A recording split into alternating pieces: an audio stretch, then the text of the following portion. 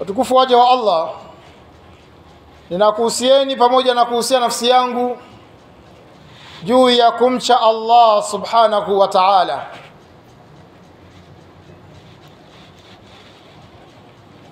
Allah subhanahu wa ta'ala anatuhimiza kudumu katika kumcha mpaka mwisho wa uhai wetu, pale anaposema baada a'udhu billahi minash shaitani rajim, ya ayyuhalladhina amanu taqullaha haqqa tuqatih wala tamutunna illa wa antum muslimun, enyi mlioamini mcheni Allah uhakika wa kumcha, wala msife isipokuwa mkiwa ni waislamu kamili. Mafanikio katika maisha yetu haya ya mpito ya dunia mpaka katika maisha ya akhera yanategemea kwa kiasi kikubwa kabisa kiwango chetu cha uchaji Mungu, na wabora wetu mbele ya Allah subhanahu wa ta'ala ni wale watakao wazidi wengine katika kumcha Allah subhanahu wa ta'ala. Tunamuomba tabaraka wa ta'ala atujalie kwa miongoni mwao, Allahumma amin. Ndugu zangu katika imani, tunahitimisha kanuni za malezi katika zile kanuni 10 ambazo tulikuwa tumezichagua katika Qur'an.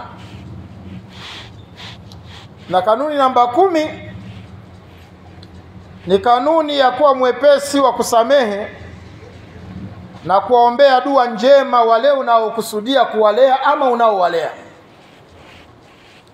Katika malezi, mtu hatoweza kuwa mlezi bora kama hana moyo wa kusamehe, na mtu hatoweza kuwa mlezi bora kama hatoegemeza ulezi wake kwa Allah subhanahu wa ta'ala. Sifa hizi mbili zinaambatana pamoja, fa'fu anhum wastaghfir lahum, kusamehe, kuombea msamaha. Manake kuwe mwepesi wa kusamehe, lakini pia uwe ni mtu mwenye kuombea dua.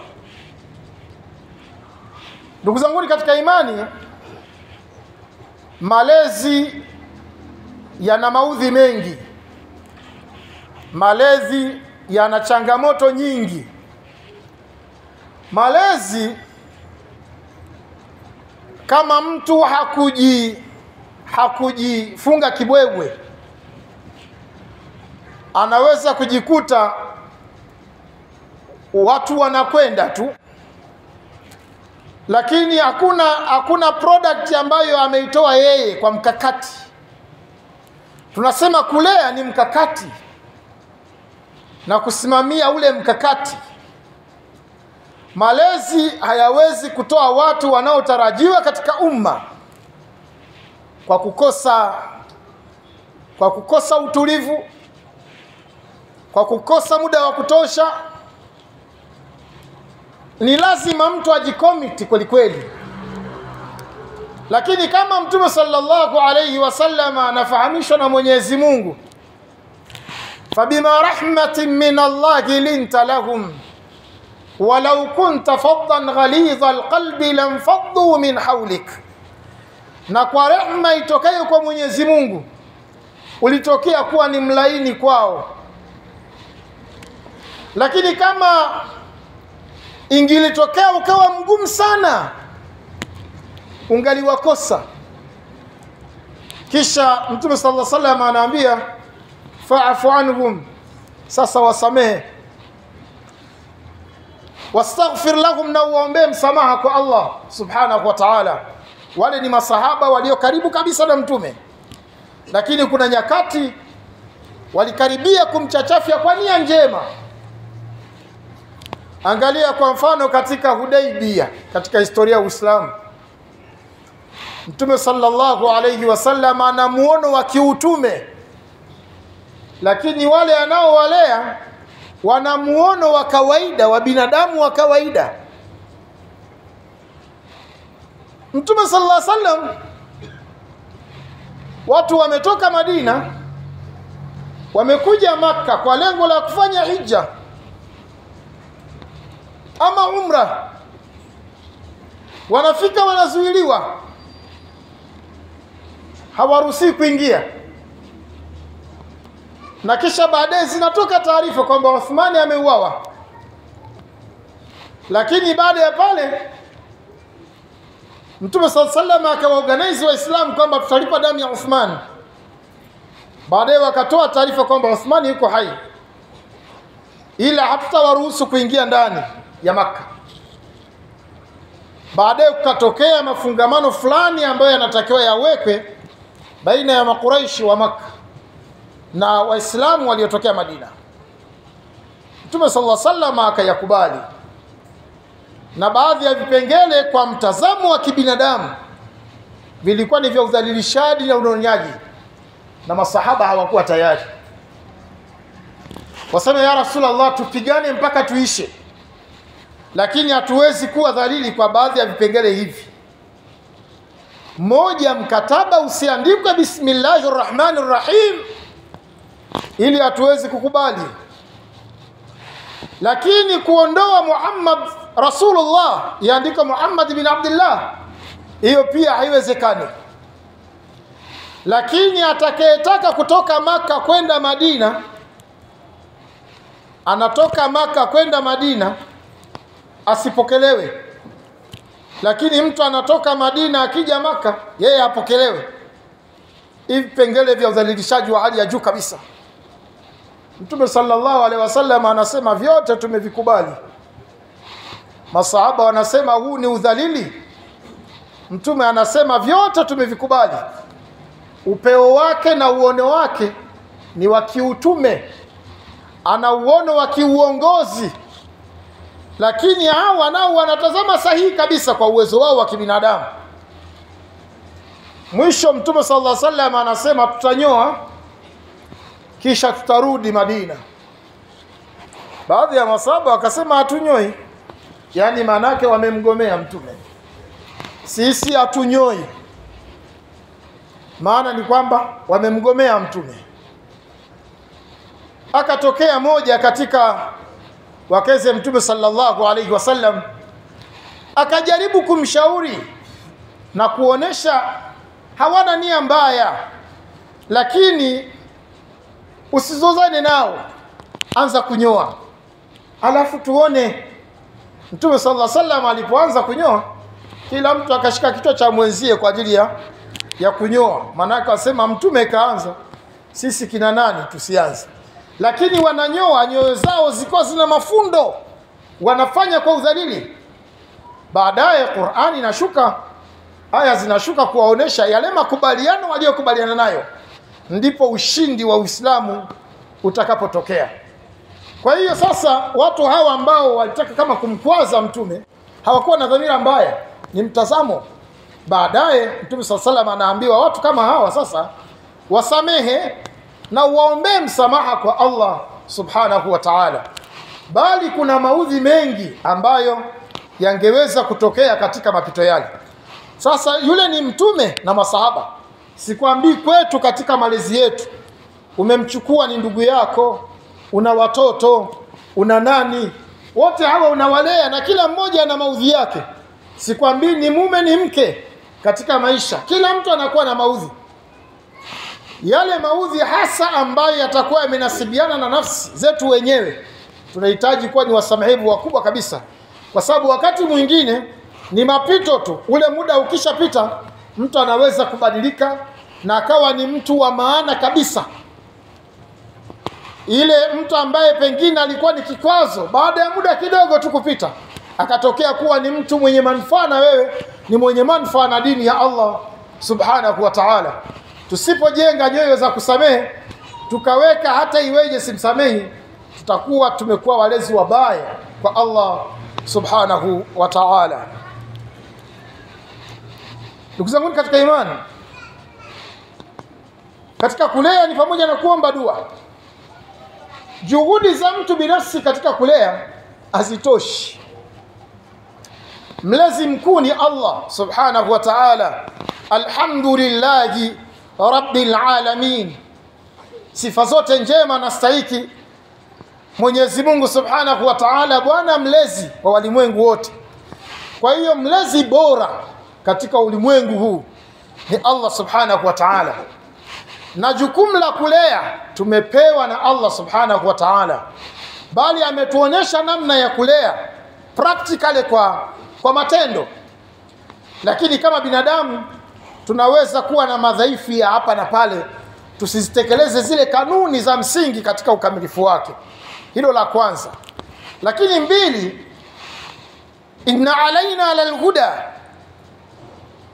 mwenye dhamana ya kumuongoza mtu katika njia iliyonyooka ni Allah Subhanahu wa Ta'ala. Sisi hatuna uwezo huo, wala sina alayhim bimusaitir, wala hatuwezi kuwalazimisha watu kufuata muongozo. Lakini kwa taufiki ya Allah Subhanahu wa Ta'ala mtu anaweza kuongoka ukafikia malengo. Katika sura ya 25 aya 74 Allah Subhanahu wa Ta'ala anafahamisha ndani ya Qur'an, alipokuwa akitaja sifa za ibadur rahman, sifa za waja wa Mwenyezi Mungu mwingi wa rehema, akasema huwa ibadur rahman. Inakwenda katika mtiririko katika aya 74 Allah Subhanahu wa Ta'ala anasema walladhina yaquluna rabbana hab lana min azwajina wa dhurriyyatina qurrata a'yun waj'alna lilmuttaqina imama. Ibadur rahman ni pamoja na wale wanaosema wakitamka wakasema, Mola wetu tupe kutoka katika wenza wetu, yani wake au waume, wa dhurriyatina, na vizazi vyetu, qurrata a'yun, yaburudishayo macho yetu ama nyoyo zetu, waj'alna lilmuttaqina imama, na utujalie kuwa ni viongozi wa wanaomcha Mwenyezi Mungu Subhanahu wa Ta'ala, yani tuweze kuwasimamia watu ambao wanaelekea kwenye uchamungu. Na tukitazama katika historia ya Uislamu kupitia kwa baadhi ya mitume, mchukulie kwa mfano Nabii Zakaria alayhi salam, aliyefika katika utu uzima, hajawa na mrithi kutoka kwenye familia yake, si mrithi wa mali bali mrithi wa da'wa. Kama tulivyosema, lengo la malezi ni kumpata mtu ambaye unaweza ukampatia kijiti akaendeleza Uislamu pale ulipoishia. Umri wako ulipokata, yeye akaendeleza pale ulipokuwa umeishia. Amekuwa mtu mzima, akimtazama mkewe anaona amekwisha kuwa kikongwe, hawawezi tena kupata mtoto. Lakini akitazama jamii yake anaona wana uwezo wa kukengeuka yale mafundisho ambayo ameyafundisha. Anamwambia Allah Subhanahu wa Ta'ala, inni wahana al'azmu minni washta'ala ar-ra'su shayba wa lam akun bidu'aika rabbi shaqiyya, wa lam akun bidu'aika rabbi shaqiyya. Asema yarithuni wa yarithu min ali yaqub waj'alhu rabbi radiyya. إني وهن العظم مني واشتعل الرأس شيبا ولم أكن بدعائك رب شقيا وإني خفت الموالي من ورائي وكانت امرأتي عاقرا فهب لي من لدنك وليا يرثني ويرث من آل يعقوب واجعله ربي رضيا.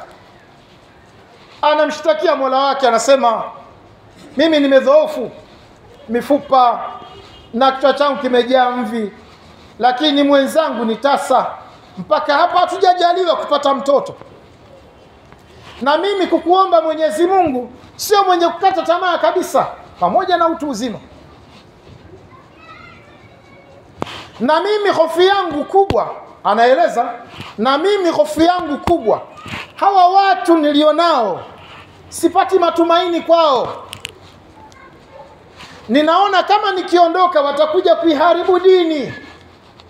Basi Mwenyezi Mungu nipatie mtu anayetokana na nasaba yangu, huenda labda akarithi genetically walau pamoja na hidayah ya Allah, lakini walau kutokana na damu yangu akaweza kuelekea katika njia inayostahili.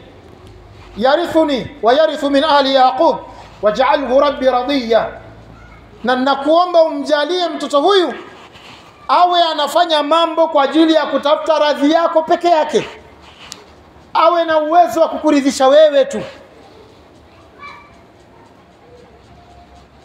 Waj'alhu rabbi radiya.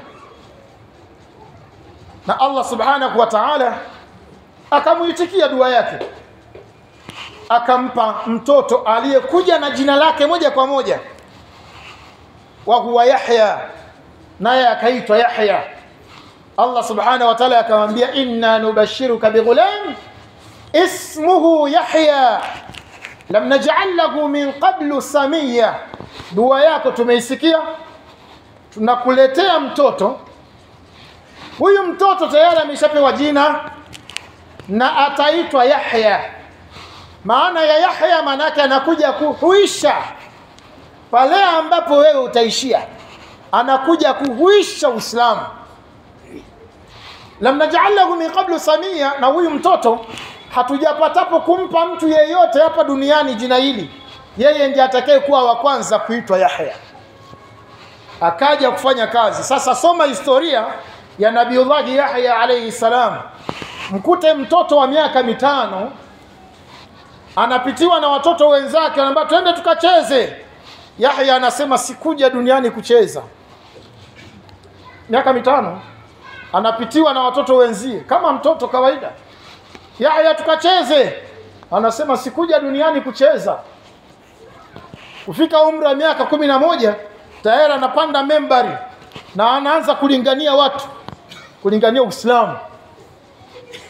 Dua ya Nabiullah Zakaria alayhi salam unaiona namna ambavyo inafanya kazi. Mama yake Maryam akiwa ni mjamzito tu, tayari unaona anawekeza kwamba huyu Mwenyezi Mungu ajalie huyu mtoto azaliwe salama, awe ni mtumishi wa Allah subhanahu wa ta'ala. إذ قالت امرأة عمران ربي إني نذرت لك ما في بطني محررا فتقبل مني إنك أنت السميع العليم. Mola wangu ninaweka nadhiri huyu kiumbe aliyomo tumboni awe ni mtumishi kwa ajili yako, wewe ni msikivu, na kuomba unitakabalie dua yangu hii. Hakika wewe ni msikivu lakini ni mjuzi wa hali ya juu. Tahamaki Mwenyezi Mungu akamjalia akamzaa mtoto. Akamwambia, Mola wangu nilidhani nitapata mtoto wa kike wa kiume, kwa sababu naamini kwamba wa kiume pengine anaweza kuwa na mikiki zaidi, na mwanamke sio sawa na mwanaume. Lakini pamoja na hivyo bado namuita Maryam, wa inni samaituha Maryam, bado namuita Maryam kwa maana ya mtumishi wa Mwenyezi Mungu subhanahu wa ta'ala. Nadhiri yangu inabakia pale pale. Unakwenda kuona malezi na makuzi aliyopitia Bi Maryam, na mwisho anakuja kumzaa Nabiullah Isa alayhi salam. Angalia muujiza wa dua katika masala ya malezi. Mtume sallallahu alayhi wasallam anawalea watu, lakini anamshika Ibn Abbas radhiyallahu anhu kichwani, kisha anasema Allahumma ihfadh hadha alwalad wa'allimhu ta'wil. Ewe Mwenyezi Mungu, muhifadhi huyu mtoto na umfundishe uwezo mkubwa wa kuyaona mambo, uwezo wa kuchanganua. Soma historia ya Ibn Abbas radhiyallahu anhu, umuone anatokea kuwa mufassiri mkubwa katika wafasiri wakubwa wa Qur'an kwa dua ya Mtume sallallahu alayhi wa alihi wasallam. Soma history, muone Umar ibn Khattab radhiyallahu anhu na uadui aliyokuwa nao dhidi ya Uislamu, lakini Allah subhanahu wa ta'ala anaelekeza dua yake, Allahumma a'izz al-islam bi Umarain, Umar ibn al-Khattab wa Amr ibn Hisham. Allah subhanahu wa ta'ala anamchagua Umar ibn Khattab, anamuongezea hidayah kwa sababu ana matumizi mazuri ya akili yake, kisha Allah akamuongezea mwongozo wa ziada. akaingia katika Uislamu na akawa ni tishio kabisa, akaziba pengo katika Uislamu. Kwa hiyo kama mitume wanafanya haya, kama watu wema waliotangulia wanafanya haya, wewe nani unayeweza kulea pasina kukaa chini ukawaingiza wale unaowalea katika dua, ukawaombea kwa Allah subhanahu wa ta'ala awaongoze katika njia? Mimi na wewe tutakuwa ni akina nani ambao tunaweza kuwazidi mitume wa Allah subhanahu wa ta'ala? Kwa hiyo katika mambo ya msingi ambayo tumeghafilika nayo wakati wa kulea ni kwamba hatumuombi Mwenyezi Mungu subhanahu wa ta'ala. Na bahati nzuri ni katika sunna, katika Uislamu, katika makutano baina ya mwenza na mwenza, kukutana tukimwili, tayari pana dua ya kuepushwa kile kizazi kisije kaghilibiwa na shaitani na hila zake. Hii ni ishara kwamba malezi ya kizazi cha mwanadamu kinawindwa na Ibilisi. Ameapa mbele ya Mwenyezi Mungu akasema, wala atiyannahum min bayni aydihim wa min khalfihim wa an aymanihim wa an shamailihim wala tajidu aktharahum shakirin. Kizazi cha binadamu kiko katika mawindo ya Ibilisi na hila zake na kizazi chake. Innahu yarakum min haythu la tarawnahum, Ibilisi huwa wakabiluhu min haythu la tarawnahum. Ibilisi na kabila lake au na koo zake wanakuoneni katika mazingira ambayo nyinyi hamuoni. Kwa hiyo kukikinga kizazi hiki na kukiombea hidayah kwa Allah subhanahu wa ta'ala ni katika mambo ya msingi sana katika masala ya malezi. Mwenyezi Mungu subhanahu wa ta'ala atuwafikishe tuwe miongoni mwa kutekeleza kanuni hizi wakati tukifanya malezi kwa idhini ya Allah subhanahu wa ta'ala.